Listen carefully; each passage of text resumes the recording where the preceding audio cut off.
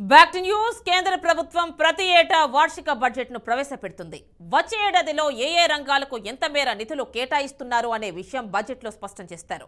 ప్రభుత్వం కేటాయించే బడ్జెట్కు సంబంధించి ప్రభుత్వానికి ఆదాయం ఎక్కడి నుంచి వస్తుందో కూడా బడ్జెట్లో చెప్తారు. ఈ ఏడాది కేంద్ర ఆర్థిక మంత్రి నిర్మలా సీతారామన్ ఫిబ్రవరి 1న బడ్జెట్ 2024-2025ను పార్లమెంట్లో ప్రవేశపెట్టనున్నారు. ఆమెకిది వరుసగా 6వ బడ్జెట్ కాగా ఆమె 5 సార్లు పూర్తిస్థాయి బడ్జెట్ను ప్రవేశపెట్టారు. ఇప్పుడు ప్రవేశపెడుతున్నది మధ్యంతర బడ్జెట్ మాత్రమే. ఫిబ్రవరి 1వ తేదీన ఆర్థిక శాఖ మంత్రి బడ్జెట్ ప్రవేశపెడుతున్న సందర్భంగా అసలు బడ్జెట్ విషయాలేమిటో, ఇప్పటి వరకు ఎవరెవరు బడ్జెట్ ప్రవేశపెట్టారు అనే విషయాలు తెలుసుకుందాం. ఈ వివరాల్లోకి వెళ్లే ముందు కిషోర్ బాబు మాట్లాడుతున్నారు. లైవ్ చూద్దాం. గౌరవ ముఖ్యమంత్రి వర్యులు శ్రీ జగన్మోహన్ రెడ్డి గారి సమక్షంలో వైఎస్ఆర్సీపీ పార్టీలో చేరడం జరిగింది. మొన్ననే 19వ తారీఖు నాడు మనం బాబాసాహెబ్ డాక్టర్ అంబేద్కర్ గారి యొక్క విగ్రహాన్ని ఆవిష్కరించుకున్న విషయం మనందరికీ తెలిసిందే. ప్రపంచంలో అతి ఎత్తైనటువంటి అంబేద్కర్ విగ్రహాన్ని జగనన్న పేరు చేతుల మీదుగా ఆవిష్కరించుకున్నాం. ఇది ఒక చరిత్ర. ఆంధ్రప్రదేశ్ రాష్ట్ర చరిత్రలో సువర్ణ అక్షరాలతో లిఖించదగ్గటువంటి ఘట్టం. కేవలం బాబాసాహెబ్ డాక్టర్ అంబేద్కర్ గారి యొక్క విగ్రహాన్ని ఆవిష్కరించుకోవటమే మాత్రమే కాదు, కానీ ఆయన ఆశలకు కట్టుబడి, ఆదర్శాలకు లోబడి, ఆయన యొక్క సిద్ధాంతాలను అమలు చేసేటువంటి క్రమంలో ఇవాళ భారతదేశంలో జగన్మోహన్ రెడ్డి గారు ముందున్నారని చెప్పేసి ఈ సందర్భంగా నేను తెలియజేస్తా ఉన్నాను. బాబాసాహెబ్ డాక్టర్ కన్నటువంటి కళ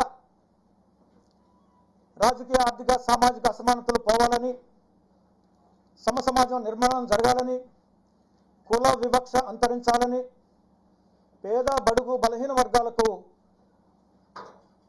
రాజకీయంగా, ఆర్థికంగా, సామాజికంగా సాధికారిత కలగాలని చెప్పేసి ఆయన కలగన్నాడు. అంబేద్కర్ గారు కలగన్నాడు.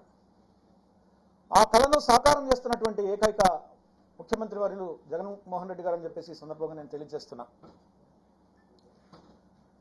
ఇవాళ 120 పథకాలు, సంక్షేమ పథకాలని అమలు చేస్తూ అక్షరాల 2,53,000 కోట్ల రూపాయల నిధుల్ని పేద బడుగు బలహీన వర్గాలు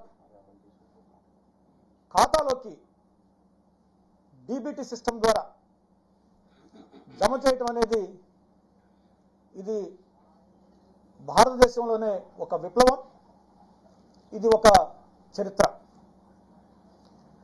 అవినీతికి తావు లేకుండా, మధ్యవర్తుల జోక్యం లేకుండా, దళారుల అవసరం లేకుండా నేరుగా ప్రభుత్వం యొక్క పథకాలను పేద ప్రజలకు అందించడం అనేది ఇది ఒక విప్లవం అని చెప్పేసి కూడా ఈ సందర్భంగా నేను తెలియజేస్తా ఉన్నా. ఒక నూతన వ్యవస్థను ఇవాళ జగన్మోహన్ రెడ్డి గారు నిర్మించాలని చూస్తూ ఉన్నారు. ఈ సమాజంలో పరివర్తన రావాలని పరితపిస్తూ ఉన్నారు. ఏ సామాజిక వర్గానికి ఎంత వారి జనాభా నిష్పత్తి ప్రకారం వారికి రాజ్యాధికారంలో భాగస్వామ్యం కావాలని చెప్పేసి కూడా ఆయన కృషి చేస్తూ ఉన్నారు.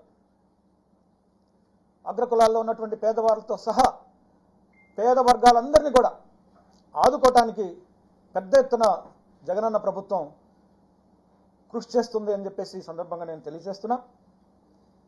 31 లక్షల ఇళ్ల పట్టాలు ఇచ్చి వాటిలో 22 లక్షల మందికి ఇళ్లు కట్టించడం అనేది ఇది సామాన్యమైనటువంటి విషయం కాదు. నవరత్నాల్లో భాగంగా అందరికీ ఇళ్ళు అనేటువంటి ఒక ఆశయాన్ని నెరవేర్చడానికి పేదవాడికి ఇల్లు అనేది ఒక కళ. ఆ కళను సాకారం చేయడానికి వాళ్ళ 22 లక్షల ఇళ్లను నిర్మించి ఇవ్వడం అనేది ఇది ఒక చరిత్ర అని కూడా ఈ సందర్భంగా నేను తెలియజేస్తున్నా. అమ్మఒడి ద్వారా 15,000 రూపాయలు విద్యార్థుల తల్లి ఖాతాలోకి జమ చేయడం కూడా మనం చూస్తూ ఉన్నాము.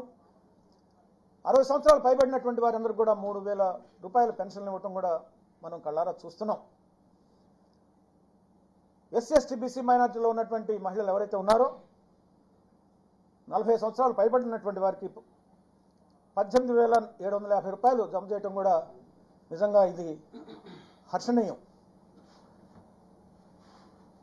డ్వాక్రా మహిళలు మనందరికీ తెలుసు, గత ప్రభుత్వాలు డ్వాక్రా మహిళల్ని ఓటు బ్యాంకులుగా వాడుకున్నాయి తప్ప వాళ్లకు నిజమైనటువంటి సాధికారిత ఇచ్చినటువంటి దాఖలాలు లేవు.